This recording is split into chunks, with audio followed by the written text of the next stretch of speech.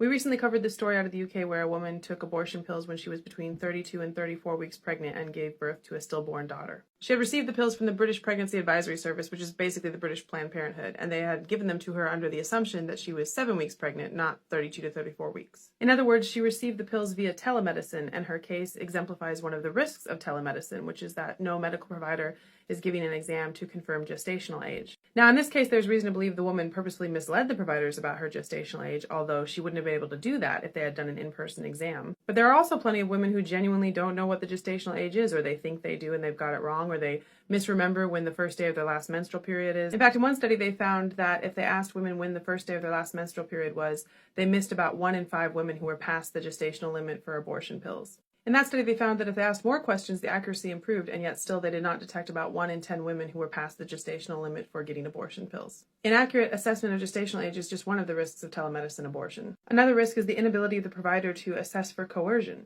A lot of telemedicine appointments are done over the phone only, and even if they are done over video, there's no way for the provider to confirm that nobody else is in the room.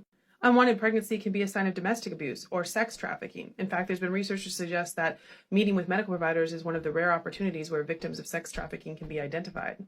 This is vastly less likely if there's no in-person consultation. There's also the issue of coerced abortion apart from domestic abuse and sex trafficking. Contrast this with all of my prenatal appointments. My children were wanted and planned, and I was happy to be pregnant, and even so, when I went to my prenatal appointments, I would go in without my husband first so that the providers could talk to me about potential domestic abuse issues or depression or other mental health issues as a standard procedure. Once I answered that everything was fine, they would bring him back, but I had to answer away from him first, and they did that with all of their patients. Contrast this with telemedicine abortion, where there's no way for providers to ensure that the woman is even by herself when she's speaking to them.